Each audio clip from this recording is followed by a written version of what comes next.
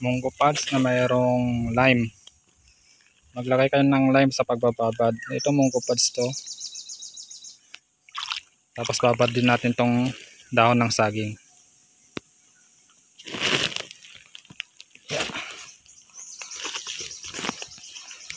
Alisin na lang siguro natin to sa sa sako. Babad na natin. Bali bababad natin siya ng 5 oras sa may apog. Ayan. Bago natin siya tataniman. Munggo pads. Pag marami kayong munggo pads, maganda itong munggo pads na to dahil marami rin siyang tubo. Ayan. I-mix lang natin para mas maganda. So, ganyan lang yung ating pagbabad sa malaking drum o kaya basta kung ano yung gusto ninyo na pagbabaran. Basta lulubog siya sa tubig na may lime. Ito yung lime. Ayan. Tanong na lang kayo sa lugar ninyo kung mayroon silang ganyan. At pagkatapos na natin na may babad, ay atin siyang patitiktikan ng ilang minuto. Kahit 1 minuto lang ay pwede na nating taniman. Pagkatapos na napatiktikan ay naglagay din ako ng kusot. Nasa inyo na kung kusot o lupa dahil dito sa aking lugar ay napaka-anay. Kaya naglagay ako ng patungan kagaya ng hollow blocks at nilagyan ko ng sako. Dahil gusto ko nga rin na may tumubo din sa baba. At para nang sa ganun ay ma-maintain yung ating moisture. Maganda sana kung hindi maanay yung lupa ay maganda yung kalalabasan o pagtubo ng ating kabuti.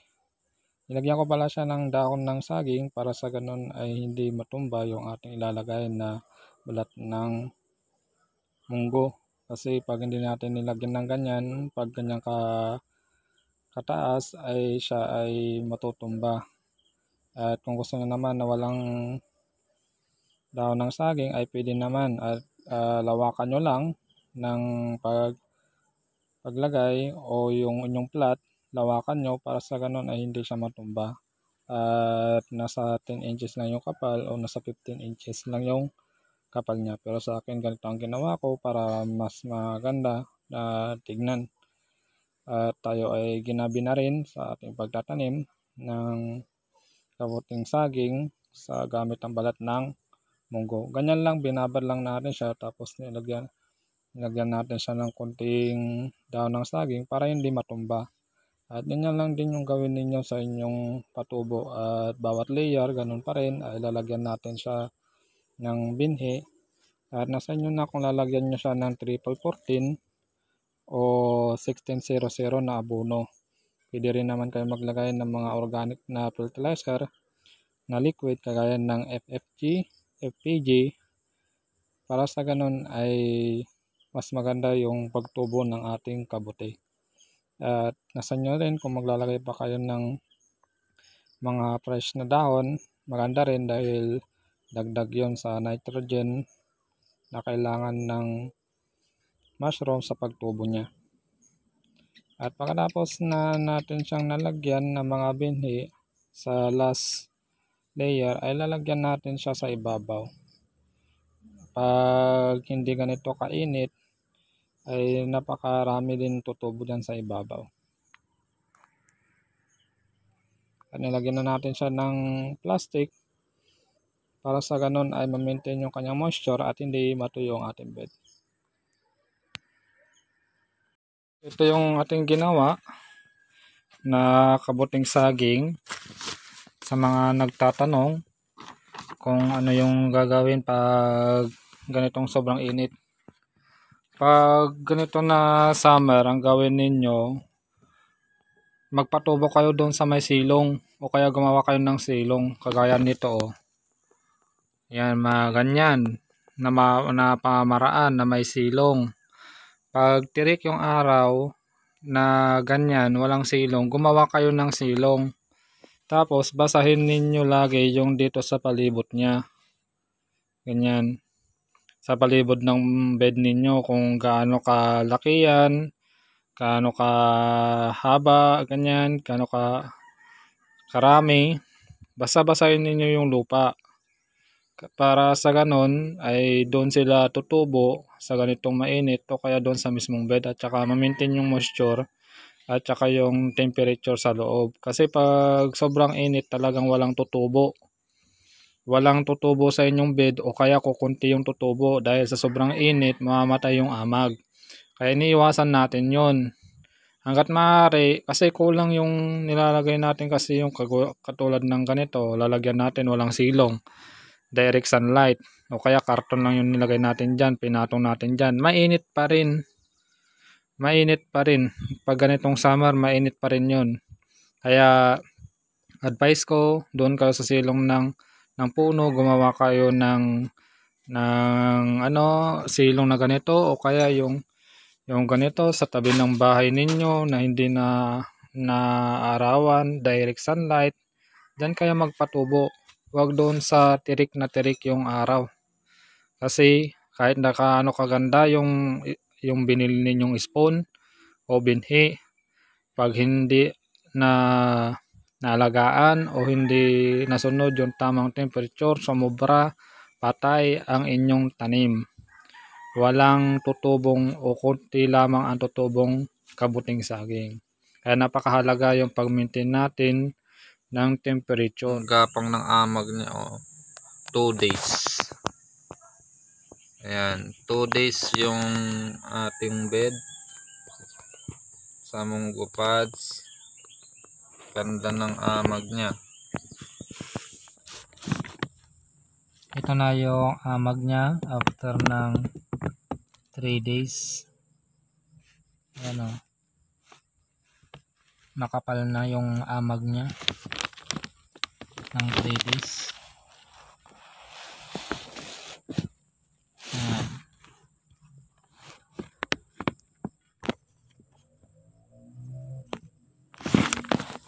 Kami nag-aabang patungkol dito sa ating tanim. At dahil sa medyo busy rin. Ayan. Ano yung tanim natin? Usual na sa baba. Sa baba sila tumutubo.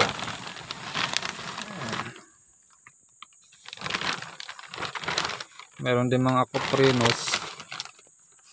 Pero marami rin yung bulba. Ayan. So yung iba nagkakaroon pa lang ng pinheads. Yan o. Tapos ito, meron na mga button stage pero marami pa rin pinheads niya. Yan o. Ayan. Mga pinheads. Ayan, nagkakaroon na ng pinheads. Ayan. So ito na yung iba, medyo lumaki na oh. Ayan, may mga langgam-langgam din. Pero huwag nyo bayaan nyo lang yan. Hindi naman na nakakaano. Ayan oh. Ayan, meron na mga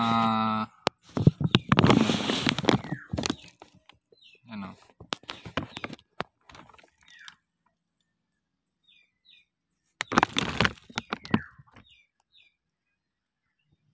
Ang dami oh. Ayan oh. Panay dito sila sa sa baba. Ayan.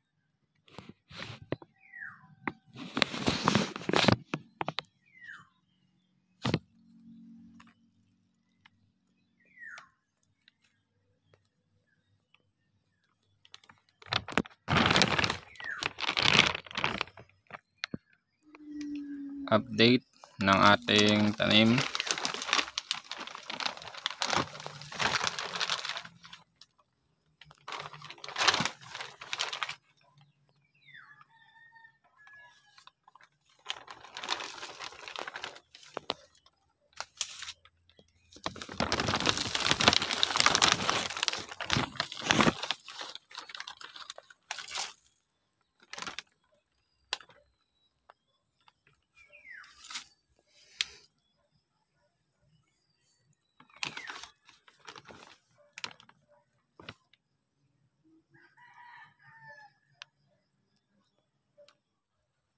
So ayan, mag-aani na tayo ng ating mga bulba kasi baka bumuka na ito mamayang hapon.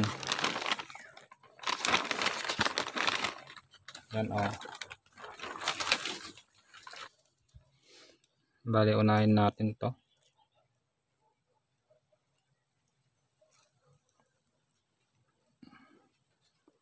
Yeah. Yan, ang laki o.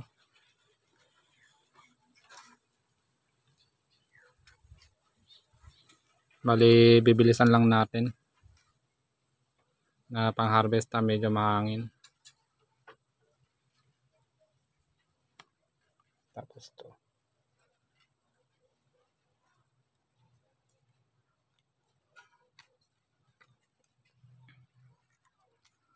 Laki o. Yan o, laki o.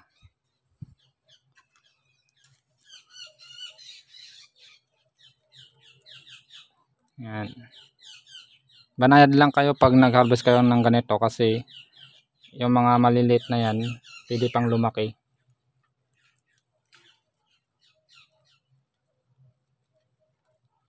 Yung mga yan, oh, lalaki pa yung mga yan.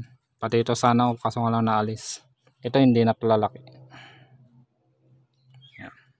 Pero ito mga ito, lalaki pa yan.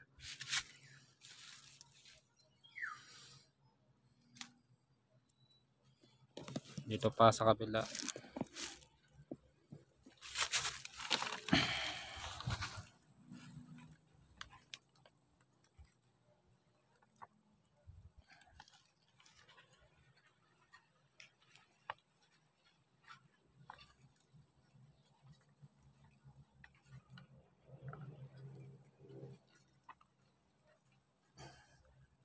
Medyo malalim.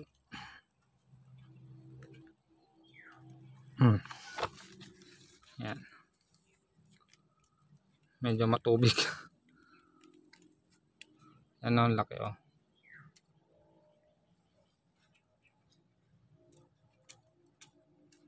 Laki mga kamasarap.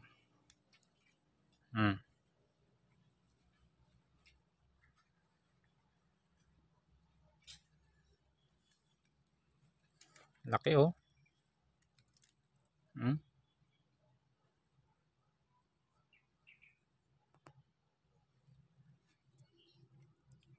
Ito pa kung may naalis. Balik natin. So ayan, mayroon pang mga natira, marami pa. Tatakpan na natin.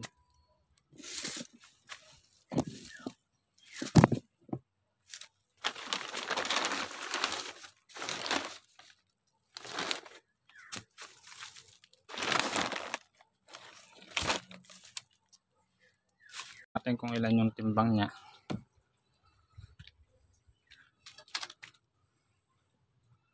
So nasa 1/4 din. Asin natin yung ano.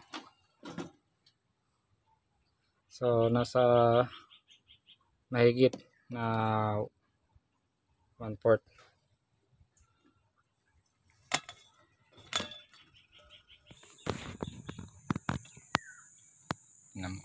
Hindi man yung mga maliit. Lalaki pa yan. Hirap naman. Oo, mahirap talaga yan. Nakaramot. Natanggal na lahat yung nandito.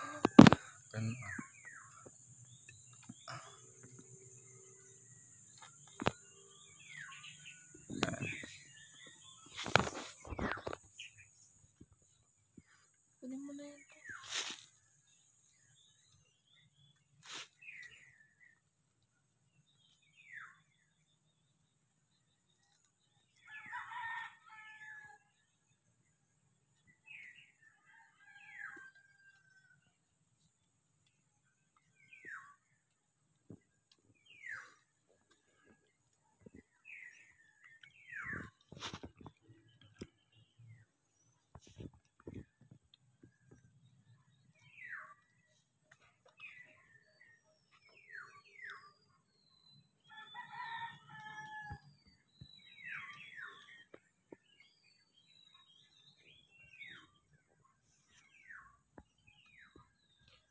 Yung lalaki pa yun.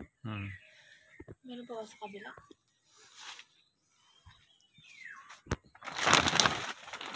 Meron pa ata sa kapila lang ko.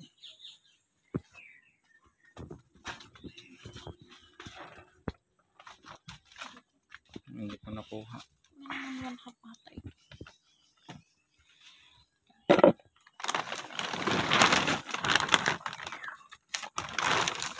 Ang dami dito sa side. Dami pang sumusunod to.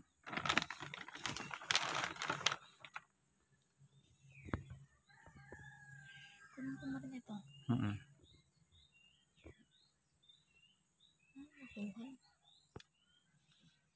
Shucks, may langgan. Oh, marami lang dito. Makagat. Ano tanggal? Pa kanina siya nang tanggal niyan. Ibalik mo. Aray ko. Saan? Ibalik mo. Ano ka mamot? Ayaw siya nag-ikat ito. Ito nga eh. Bon. Doon ako kumuha. Ang daming langgam. Aray ko pati yan. Lumalabas na yung ano yan.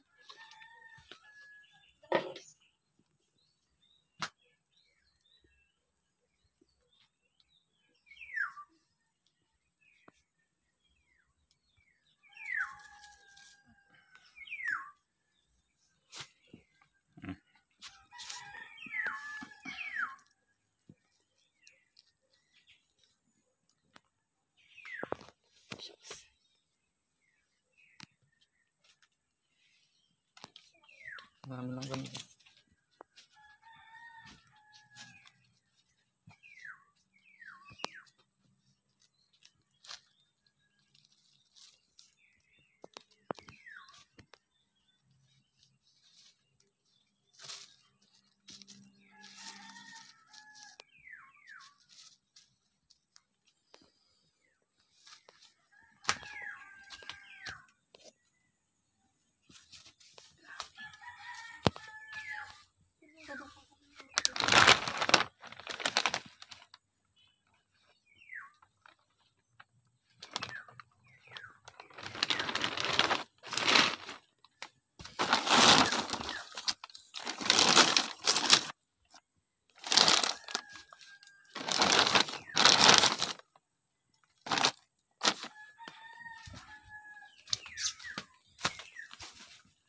Pati dyan sa may ano ko sana babaging. Yan,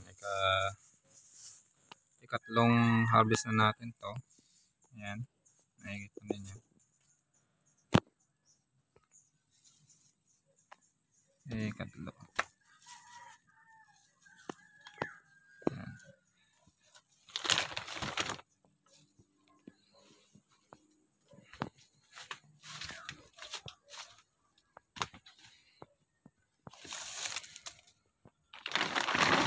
Ito naman sa may kabila. Ayan.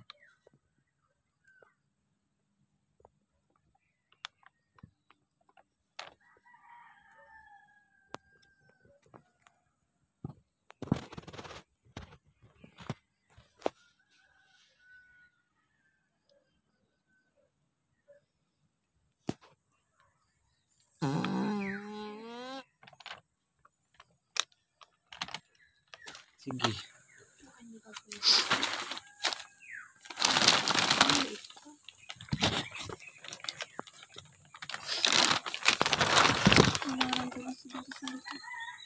O sa kabila. Diyan nga, iangat mo nga yung ano, yung karton. Ayan o, yung sako. May tumubo dyan. Ito? Sa silog na. Wala naman. Pinheads. Saan? Anay. Pinheads. Anay. Ay, nagkaroon ng anay. Tumubo rin na isa.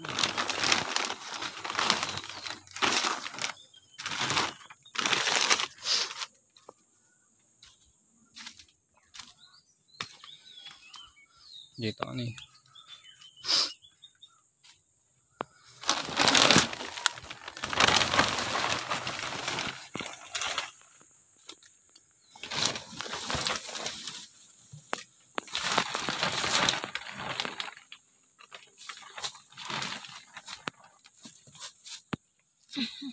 Ang dami pa dito. Pero bukas pa to. Oo, yung mga maliliit. Pwede na. Pati to. Laki pa yan. Ganyan kalaki yan tayo sa ano, bukas.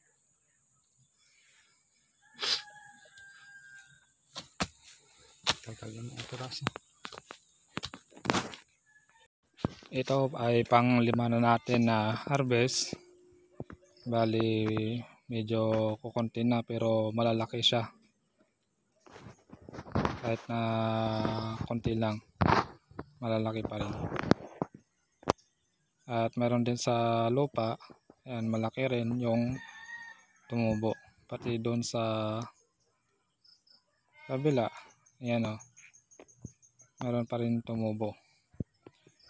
Yan yung mga harvest natin, pang 5 harvest na to. Bali sunod-sunod na araw na nag-harvest tayo, pang 5 na to na harvest natin. Ganon pa rin kalalaki, parang itlog yung kalalaki yung bunga niya.